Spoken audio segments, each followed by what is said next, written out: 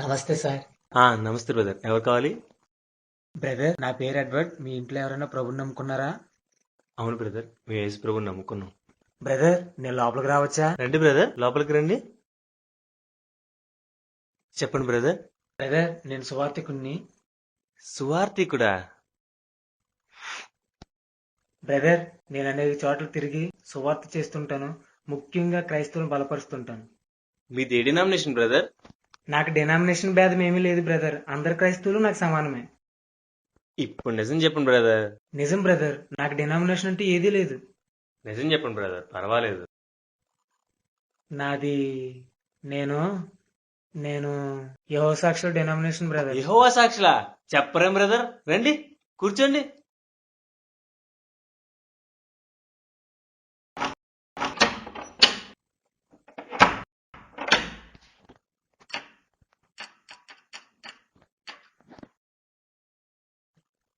Brother చెప్పండి. Brother, మీరు ఏ చర్చికి వెళ్తారు? పెంతుకోస్తుకు వెళ్తూ ఉంటాను బ్రదర్. అవునా బ్రదర్?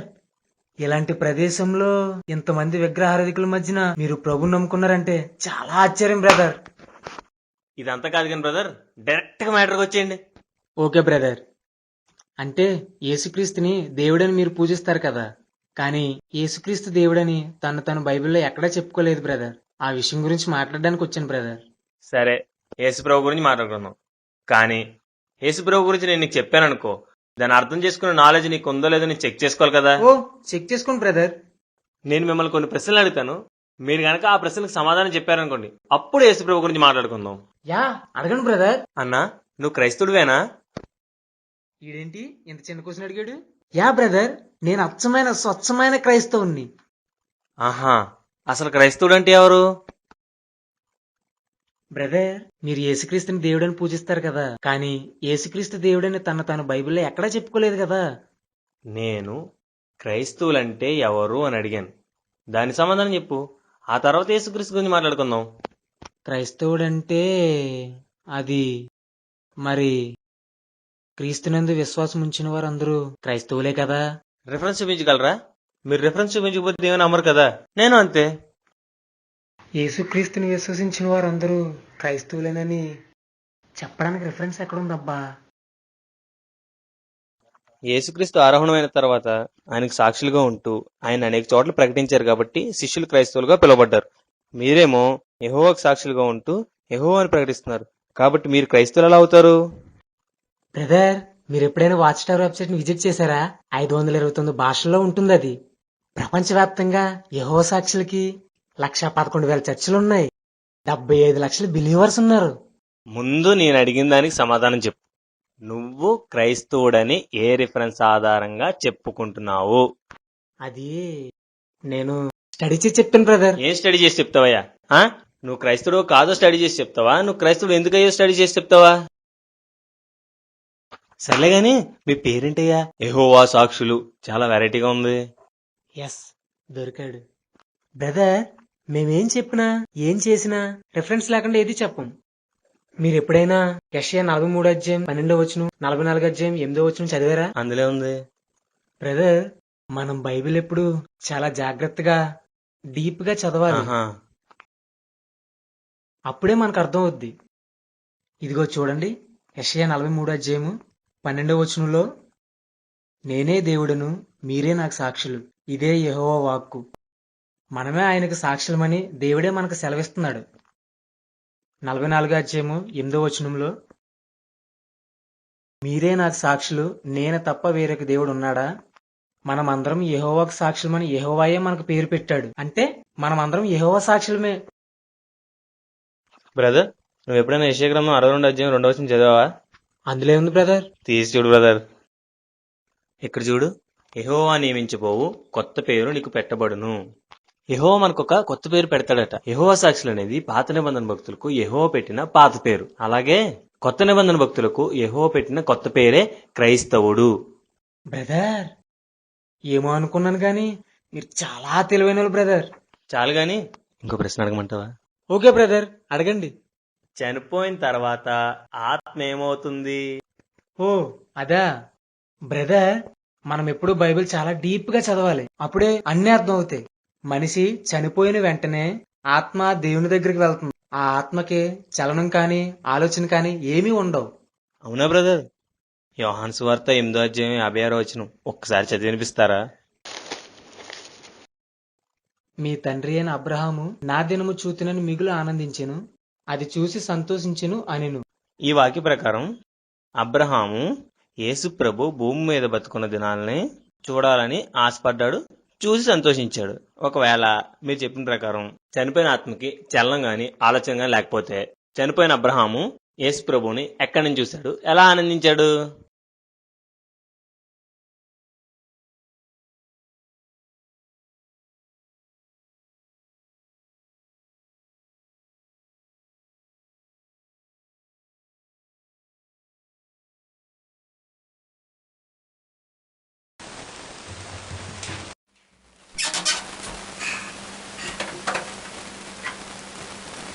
హలో ఎడ్వర్డ్, సార్ చెప్పు.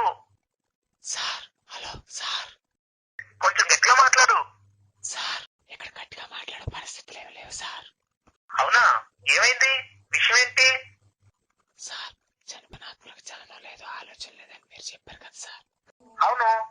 మరి అలాంటప్పుడు అబ్రహాం యేసుక్రీస్తుని ఎలా చూశాడు, ఎలా సంతోషించాడు సార్? ఓ అదే, అది చాలా పెద్ద విషయం అయ్యా. ఇలా ఫోన్లో చెప్తే అయ్యేది కాదు. నువ్వు ఒకలా చెయ్యి. చనిపోయిన పరిశుద్ధుల ఆత్మలకు చలనం గాని ఆలోచన గాని ఉంటాయి. చనిపోయిన పాపుల ఆత్మలకు మాత్రం చలనం గాని ఆలోచన గాని ఉండవని చెప్పాయి. ఓకేనా? అలాగే సార్.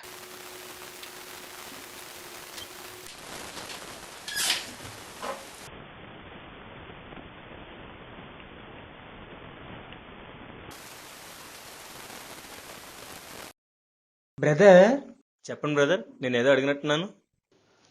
బ్రదర్, చనిపోయిన పరిశుద్ధుల ఆత్మలకు మాత్రమే చలనం ఆలోచనలు ఉంటాయి. చనిపోయిన పాపుల ఆత్మలకి చలనం ఆలోచనలు ఇవి ఉండవు. అవునా? అలా అయితే పాపుల ఆత్మలు ఏమవుతాయి? నరకానికి వెళ్తాయా? బ్రదర్, మీరు చాలా వెనకబడి ఉన్నారు. మన దేవుడు మనుషులను నరకానికి తీసుకెళ్లే కఠినుడు కాదు, ఆయన ప్రేమాపూర్ణుడు. అలా అయితే మరి పాపానికి శిక్ష ఉన్నదంటారా? చెప్తాను బ్రదర్.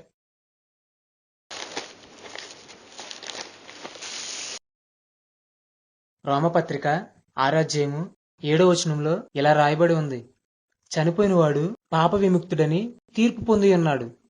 అంటే దీనికి అర్థం, మనం బ్రతికి ఉన్నప్పుడు ఎన్ని పాపాలు చేసినా చనిపోయిన వెంటనే పాపం నుండి విముక్తి పొందేస్తాం.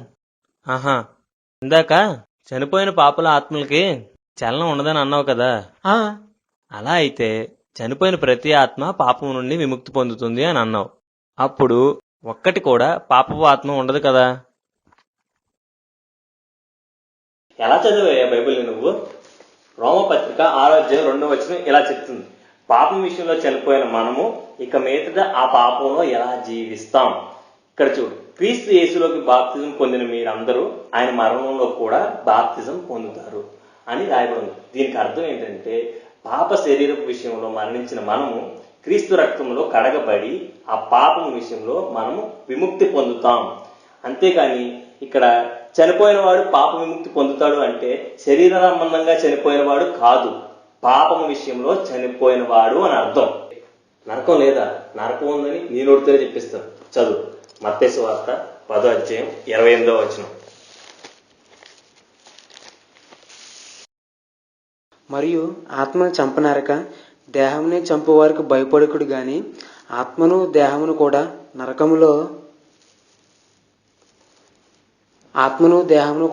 నరకములో నశింపచేయగల వానికి మిక్కిలి భయపడుడి. మత్తయి సువార్త 25:41.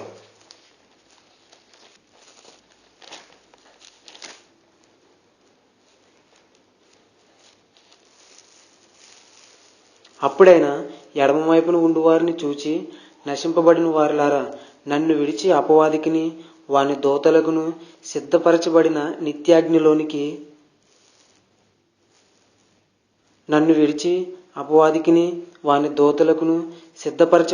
నిత్యాగ్నిలోనికి పోవుడి. మార్కు సువార్త 9:48.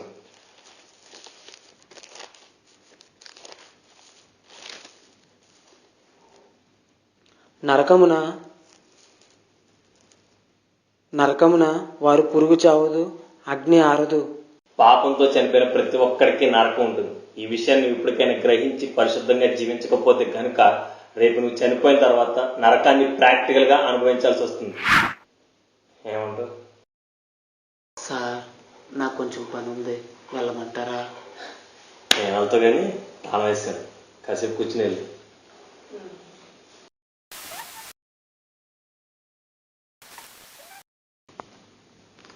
అయితే యేసుక్రీస్తు గురించి మాట్లాడుకుందాం సార్, ప్లీజ్. సరే అన్న, మాట్లాడుకుందాం. నువ్వు చిన్న చిన్న ప్రశ్నలకే సమాధానం చెప్పలేకపోతున్నావు, ఇంక పెద్ద పెద్ద సంగతులు ఎందుకు? సరే, చివరిగా 2 ప్రశ్నలు అడుగుతాను. ఆ రెండింటికి సమాధానం చెప్పినా చెప్పకపోయినా తర్వాత యేసు ప్రభు గురించి మాట్లాడుకుందాం. సరేనా? సరే సార్. సరే, కొత్త భూమి కొత్త ఆకాశం ఎప్పుడు వస్తాయి?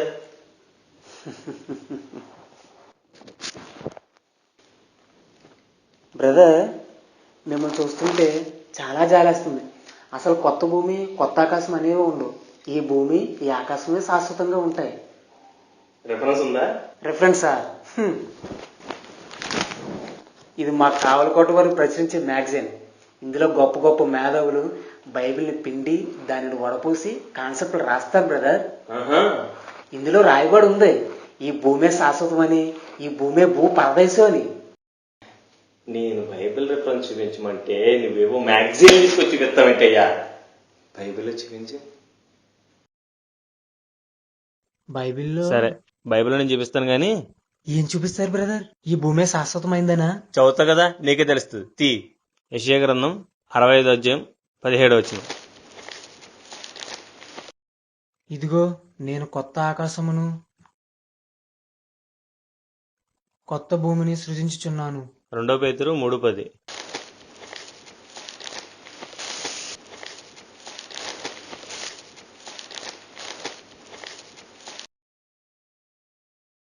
అయితే ప్రభు దినము దొంగ వచ్చినట్లు వచ్చును.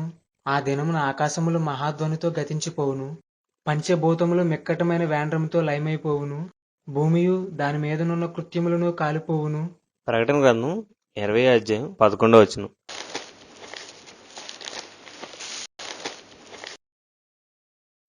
మరియు ధవలమైన మహాసింహాసనమును దాని యందు ఆసీనుడై ఉన్న ఒకనిని చూచి తిని, భూమి ఆకాశములు ఆయన సముఖం నుండి పారిపోయెను.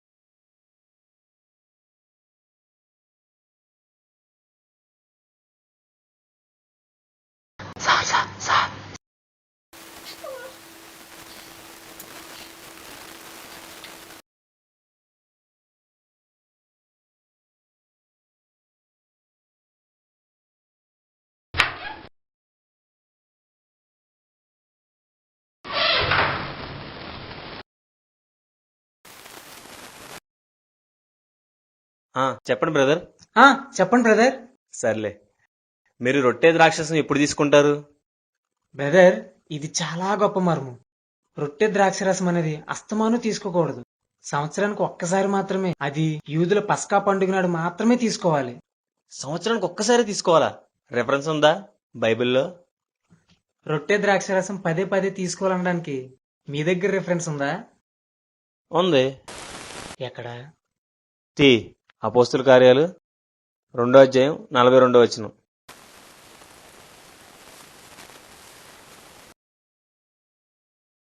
రొట్టె విరుచుటి ఎందును ప్రార్థన చేయుటి ఎందును ఎడతెగక యుండిరి. 46వ వచనం. ప్రతి దినము దేవాలయములో తప్పక కూడుకొనుచు ఇంటింటా రొట్టె విరుచుచు. రొట్టె ద్రాక్షరసం అనేది ఎప్పుడైనా తీసుకోవచ్చు. ఇలా సంవత్సరానికి ఒకసారి, నెలకు ఒకసారి, వారానికి ఒకసారి ఇలా పర్టికులర్ గా తీసుకోవాలని బైబిల్లో ఎక్కడా రాయబడలేదు. అర్థమైందా? అలాగే బ్రదర్. మరి యేసుక్రీస్తు గురించి? సరే, చాలా టైర్ అయిపోయినట్టును, వెళ్ళి ఫ్రెష్ అయ్యరా. వచ్చిన తర్వాత మాట్లాడుకుందాం.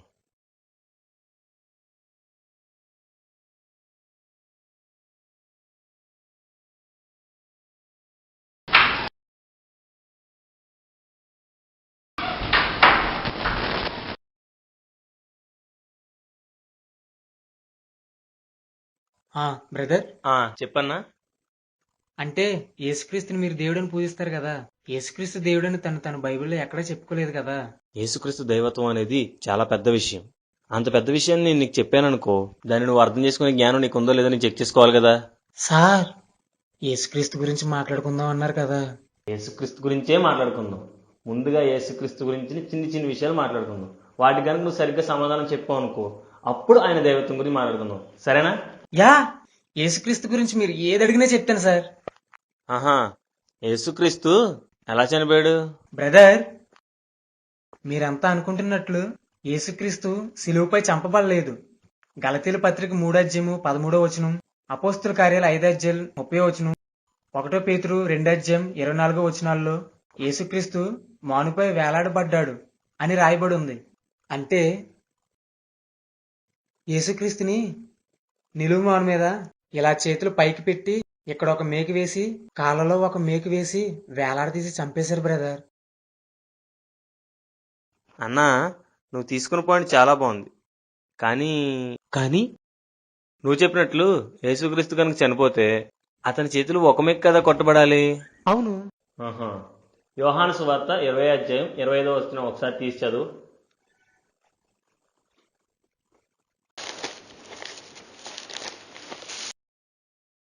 గనుక తక్కిన శిష్యులు మేము ప్రభువును చూచుతుమని అతనితో చెప్పగా అతడు, నేను ఆయన చేతులలో మేకుల గుర్తును చూచి నా వ్రేలు ఆ మేకుల గుర్తులను పెట్టి. మేకుల గుర్తులు అంటే ఒక మేకు కాదు. నువ్వు చెప్పినట్లు కనుక యేసుక్రీస్తుని నిలువు మాను మీద వేలాడదీస్తే మేకులు ఎలా కొట్టారు? మేకులు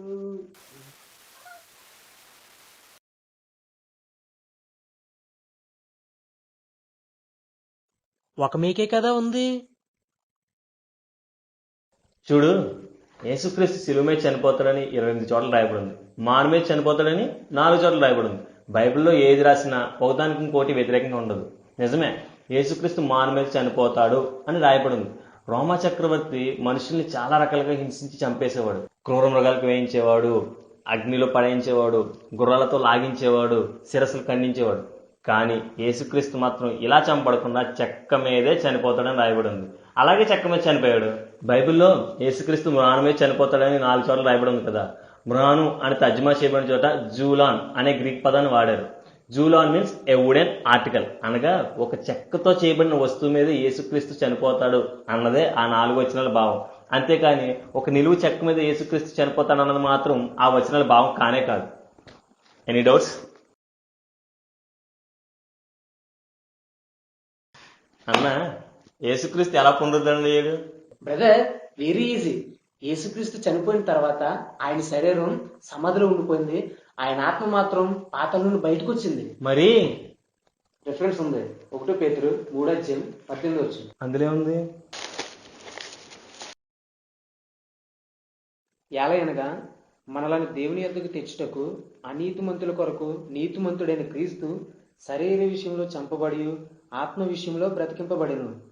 అంటే దానికి అర్థం యేసు శరీర విషయంలో చనిపోయి ఆత్మ విషయంలో మాత్రమే బ్రతికాడు. అన్న స్మాల్ డౌట్. యా, అడగండి. యేసుక్రీస్తు శరీరం సమాధిలో ఉండిపోతే ఆ సమాధికి వెళ్ళిన స్త్రీలకి శిష్యులకి ఆయన శరీరం ఎందుకు కనిపించలేదు? యేసుక్రీస్తు ఆత్మ మాత్రమే లేపబడితే సమాధి తెరబడాల్సిన అవసరం ఏంటి? అసలు యేసుక్రీస్తు శరీరం ఏమైనట్లు? చెప్పయా, చెప్పు. తెలియదు సార్. తమ్ముడు, గ్రీక్ బైబిల్లో నువ్వు చెప్పిన రెఫరెన్స్ కి వాక్యభావం అలా లేదు. Jesus quicken in the spirit అనేది వాక్యభావం కాదు. Jesus quicken by the spirit అనేదే వాక్యభావం. అంటే యేసుక్రీస్తు శరీర విషయంలో మరణించి ఆత్మచేత లేపబడ్డాడు అనేదే వాక్యభావం. చూడు, యేసుక్రీస్తు శరీరంతో లేపబడలేదు అన్నావు కదా. యేసుక్రీస్తు శరీరంతో లేపబడ్డాడని నీ నోటితో చెప్పిస్తాను. చదువు మత్తయి సువార్త 28:9.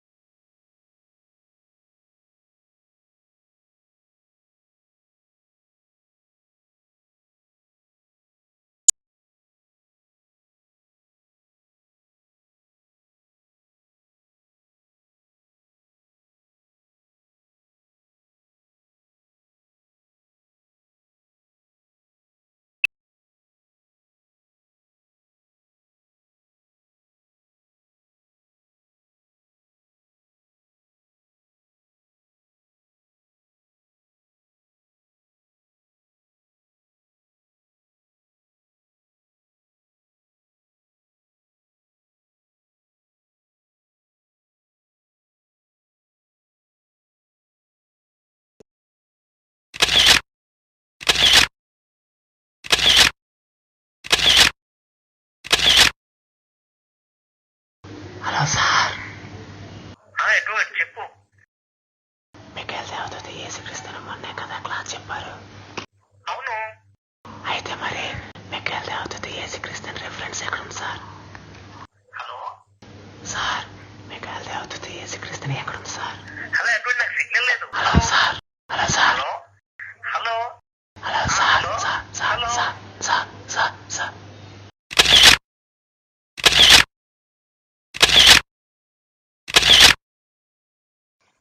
తమ్ముడు, యేసుప్రభు మిఖాయేల్ దేవదూత కానే కాదు. హెబ్రీ పత్రిక 1:2 వరకు నేను చదువుతాను, ఒకసారి విను. ఈ దినముల అంతమందు కుమారుని ద్వారా మనతో మాట్లాడెను. ఆయన ఆ కుమారుని సమస్తమునకు వారసునిగా నియమించెను. ఆయన ద్వారా ప్రపంచమును నిర్మించెను. ఆయన దేవుని మహిమ యొక్క తేజస్సును, ఆయన తత్వము యొక్క మూర్తిమంతమున ఎండి తన మహత్తుగల మాట చేత సమస్తమును నిర్వహించుచు పాపముల విషయంలో శుద్ధీకరణము తానే చేసి దేవదూతల కంటే ఎంతో శ్రేష్టమైన నామమును పొందెను. వారి కంటే ఎంతో శ్రేష్ఠుడై ఉన్నత లోకమందు మహామహునిగా దేవుని కుడిపార్శ్వమున కూర్చుందెను. ఈ వాక్యం బట్టి యేసుక్రీస్తు సృష్టికర్త. ఆయన దేవుని యొక్క తేజస్సును, దేవుని యొక్క మహిమను, దేవుని యొక్క స్వరూపమును కలిగి ఉన్నాడు. ఆయన దేవదూతలందరికంటే ఎంతో శ్రేష్ఠుడు. కాబట్టి యేసుక్రీస్తుని ఎప్పుడు దేవదూత అని అనకూడదు బ్రదర్. బ్రదర్, నేను అడిగిన దానికి సమాధానం చెప్పకుండా మీరు ఏవేవో చెప్తున్నారు. అసలు యేసుక్రీస్తు తను దేవుడైన బైబిల్లో ఎక్కడైనా చెప్పుకున్నాడా? ఓకే, యేసుక్రీస్తు నేనే దేవుణ్ణి అని చెప్పుకున్న వాక్యం చూపిస్తే ఏసే దేవుడని నమ్మి ఆయన ముక్కుతావా? యేసుక్రీస్తు తన దేవుడిని అని బైబిల్లో ఎక్కడ చెప్పుకోలేదు కాబట్టి దేవుడు కాదంటున్నాను. ఒక్క చోటైనా నేను దేవుణ్ణి అని యేసుక్రీస్తు చెప్పినట్లు చూపిస్తే తప్పకుండా నేను యేసుక్రీస్తుని మొక్కుతాను. కంటోం తమ్ముడు, ఇప్పుడు భగవద్గీతలో కృష్ణుడు తన దేవుడిగా చెప్పుకున్నాడు. అయితే కృష్ణుని దేవుడిగా మొక్కుతావా? పుట్టపతి సాయిబాబా తను కూడా తన దేవుడిగా చెప్పుకున్నాడు. అయితే నువ్వు పుట్టపతి సాయిబాబా కూడా దేవుడిగా మొక్కుతావా? మొహర్ బాబా తను కూడా తన దేవుడిగా చెప్పుకున్నాడు. అయితే మొహర్ బాబాను కూడా దేవుడిగా మొక్కుతావా?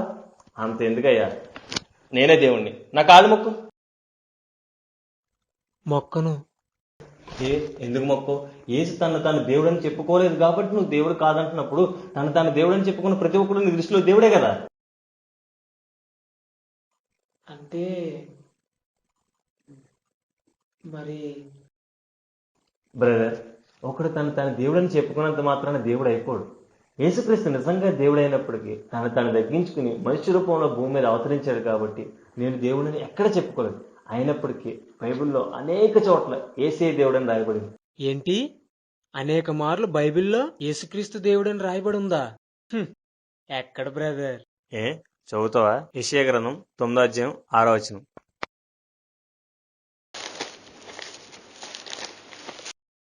ఏలయనగా మనకు శిశువు పుట్టెను, మనకు కుమారుడు అనుగ్రహింపబడును, ఆయన భుజం మీద రాజ్యభారం ఉండును, ఆశ్చర్యకరుడు, ఆలోచనకర్త, బలవంతుడైన దేవుడు, నిత్యుడగు తండ్రి, సమాధానకర్తయగు అధిపతి అని అతనికి పేరు పెట్టబడును. ఆ శిశువు యేసుక్రీస్తే. ఆ యేసుక్రీస్తే బలవంతుడగు దేవుడు. యోహాను సువార్త 20వ అధ్యాయం 28వ వచనం.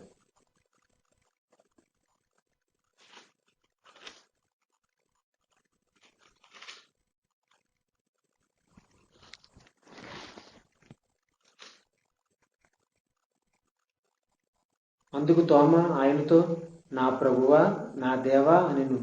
యేసు, నీవు నన్ను చూచి నమ్మితివి, చూడక నమ్మిన వారు ధన్యులని అతనితో చెప్పాను. ఇక్కడ తోమ యేసుక్రీస్తుని నా దేవా అని పిలుస్తున్నాడు.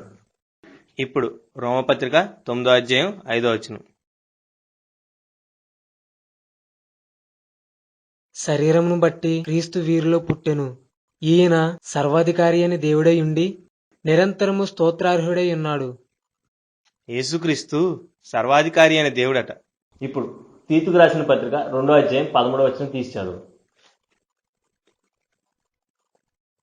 మహాదేవుడును మన రక్షకుడునైన యేసుక్రీస్తు మహాదేవుడట. మరలా 1వ యోహాను 5వ అధ్యాయం 20వ వచనం తీసి చదువు.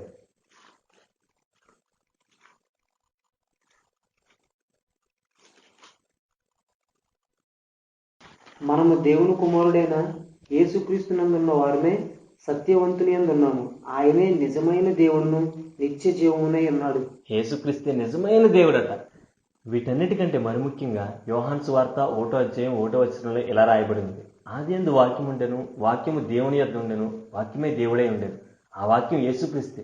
ఇంత స్పష్టంగా బైబిల్లో యేసుక్రీస్తే దేవుడని రాయబడి ఉంది.